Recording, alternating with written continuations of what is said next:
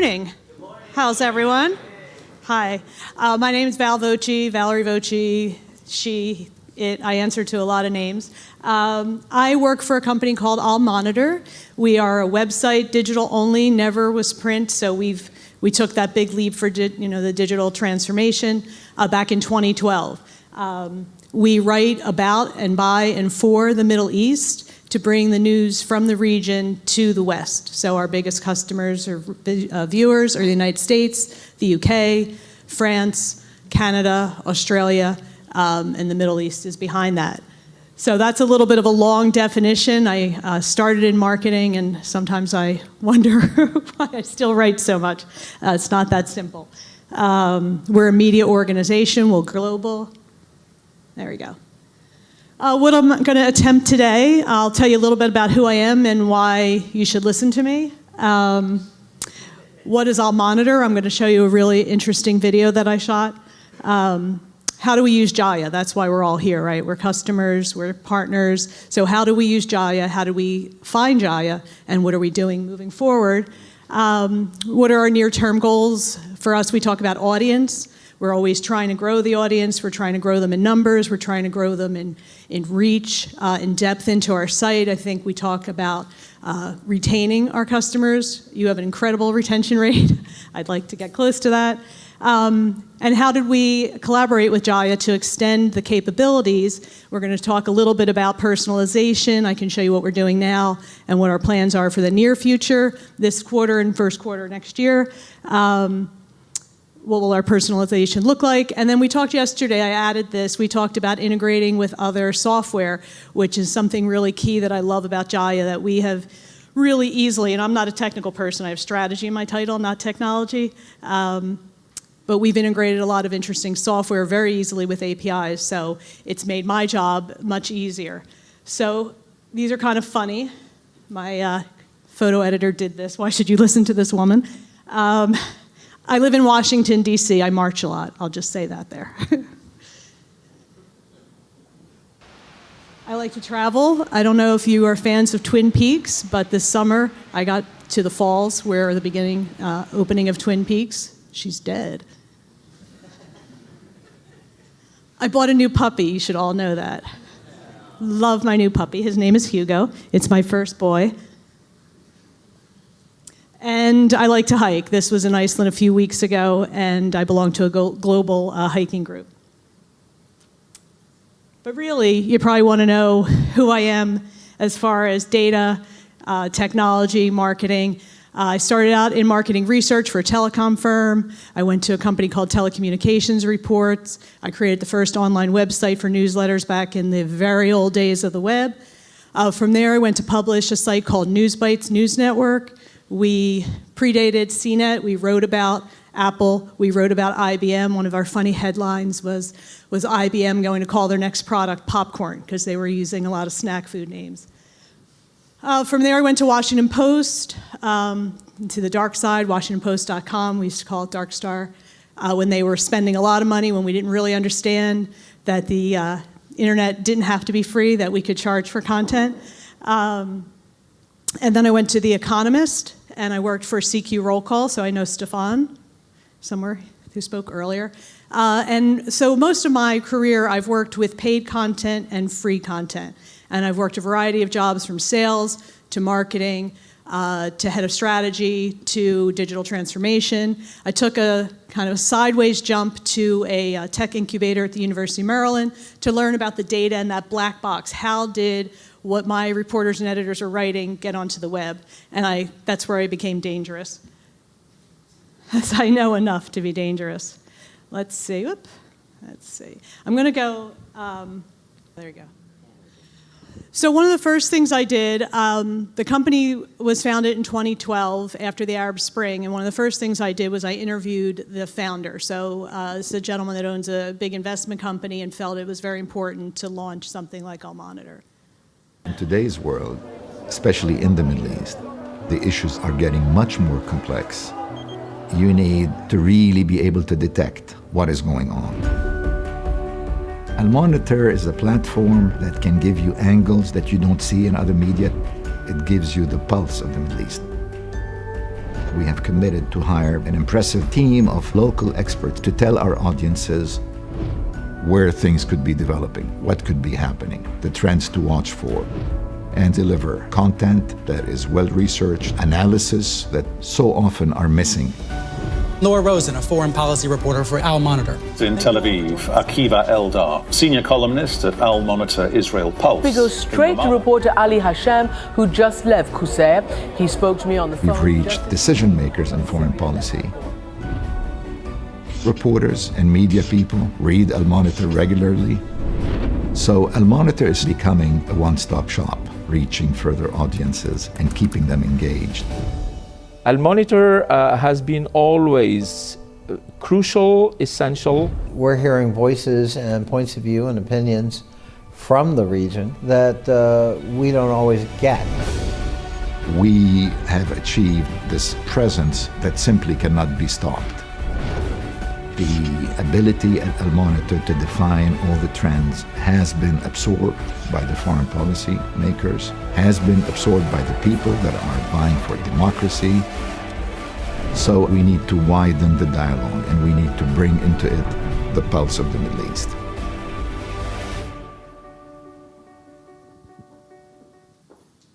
So we use that video to launch our new site that we built.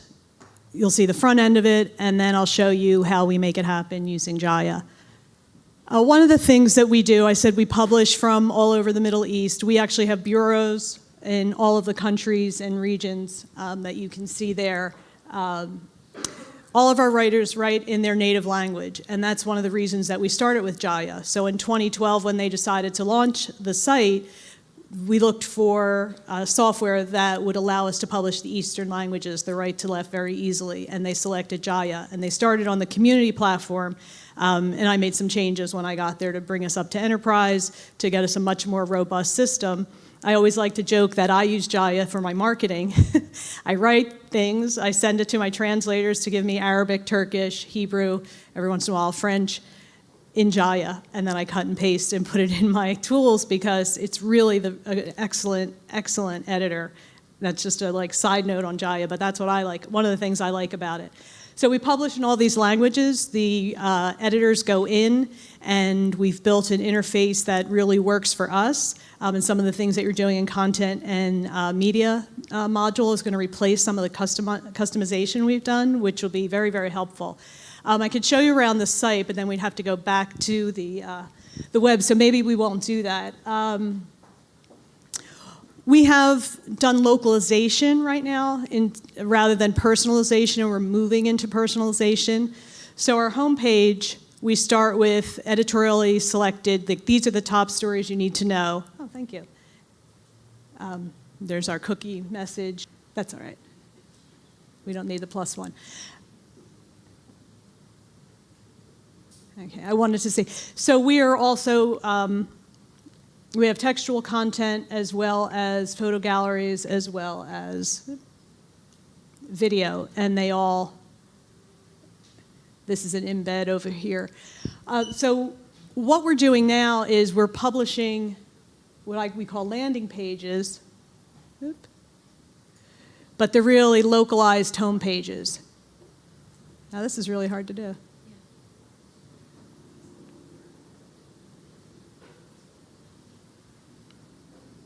So we're finding that a lot of traffic is coming directly to the landing page, to their country page, or where they're interested, what they're interested in. And so one of my goals is to get people to go deeper. And what we're using Marketing Factory for is to be, I call it the plumbing, that's going to allow me to direct people to more news that they might be interested in, or if you're interested in this subject, well, there's a story about that in the Egypt Pulse also. So I'm going to be using it the same way we use it in email marketing to deliver content that people are interested in. And we're also going to use it to drive them to our new video production, because that's really important as video is becoming a very viable and important news medium for all types of companies. We don't want someone jumping off our site to go watch a video on another site. So we're really boosting our video capabilities. right now we have popular stories, and that's done based on, and I don't remember what it's called in Jahia, but the analytics that we get from Jahia that's showing what people are reading, it feeds right in, and it's constantly updating the site on the right. Unami, is that what it's called? Yeah.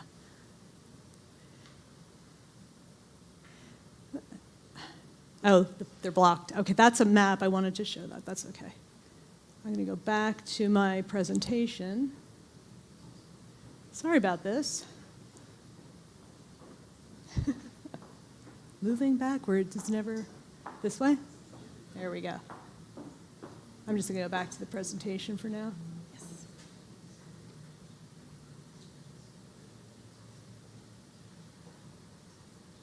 Thank you. Can you see that? So moving forward, this is what we're working on with Marketing Factory, and we needed some help. So we went to Jahia and asked for help and worked with Roman and his team. And you're going to see some of those updates that we worked on together, I think, in the next release of Marketing Factory. But it was really important for me. I talked about recommended articles. We're going to call it Next for You. So this is the design of how it's going to look, the module that we're going to place in there, and it's going to be based on the individual's interest tags. So again, we want to get people deeper into the site, reading more. We have about 10,000 interest tags, and that's kind of what got us into a little bit of trouble and some difficulties. And we needed a very robust recommendation engine, which I believe is in the latest DX that we just installed. That is the reason why I can't show you the back end, because we have to make some changes.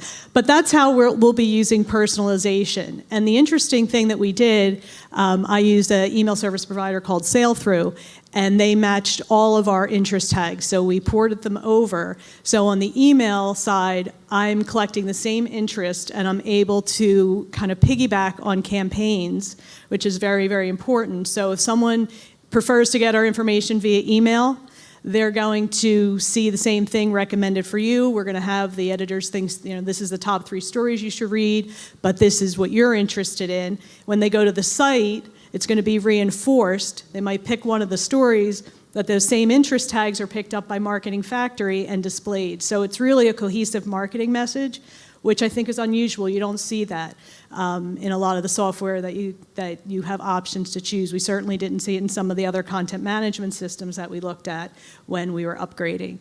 So that's very important for me to grow the business and to keep people coming back. We talked yesterday, I think, about retention. We call it churn in the kind of subscription world.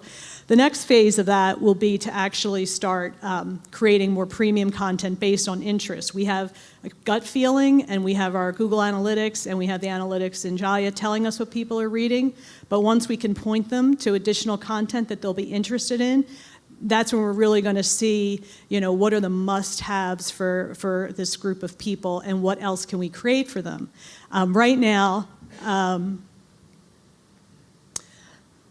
these are the growth plans that we have. So I stood up a registration last month. So we're just asking for your email address. If you want to give us your title and your organization, that's really helpful for marketing.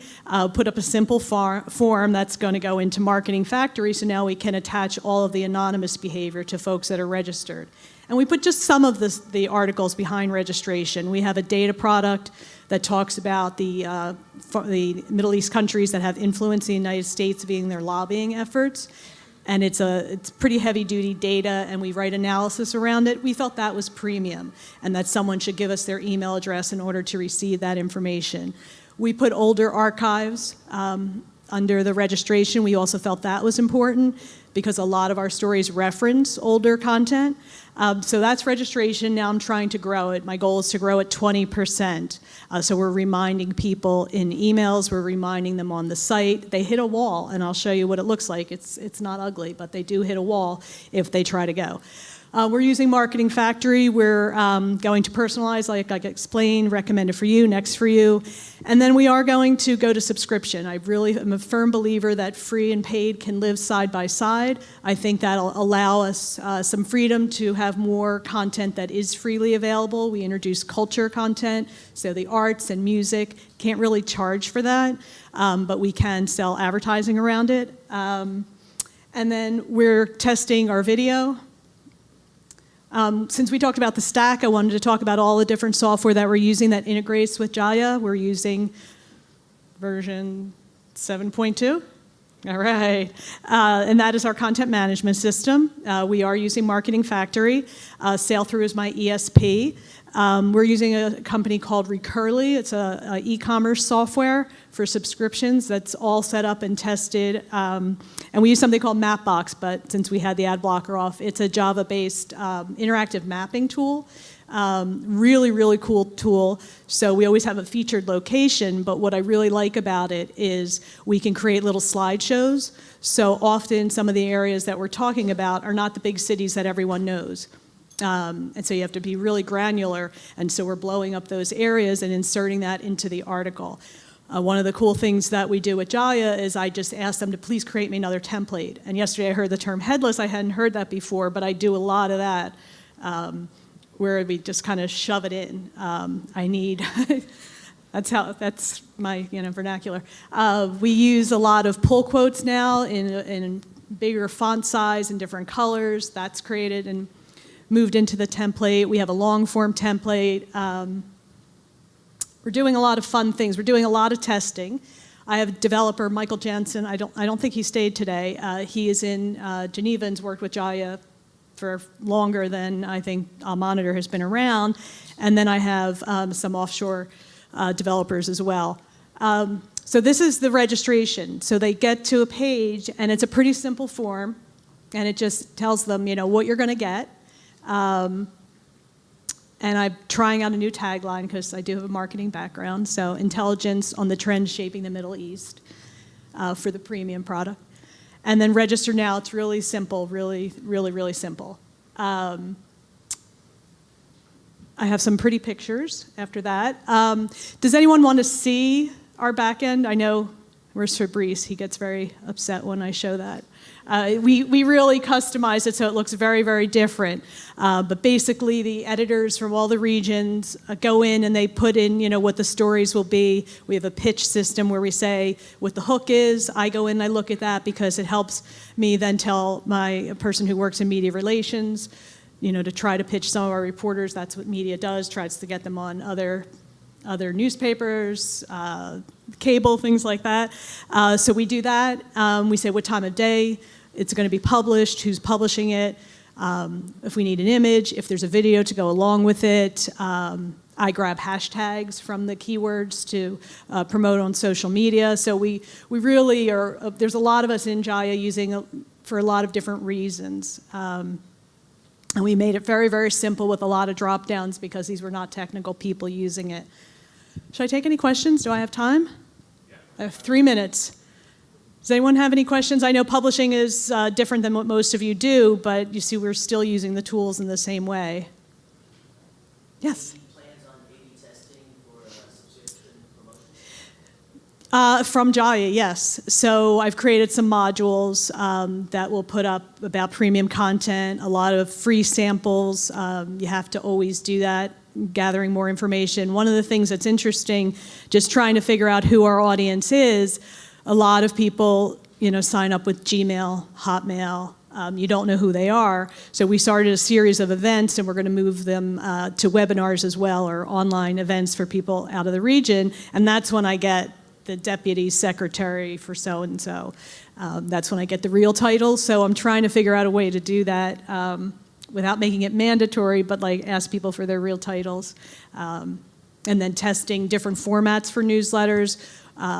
We have a premium product that's a full text newsletter right now, and I feel that we need them to come to the site and read the stories. Anyone else? Well, thank you. I'm happy to talk to anyone. Dharmesh has me talk to people about publishing. Happy to talk to anyone afterwards. And I'll just leave you with, oops, where'd it go? Good food, good spices. Thank you.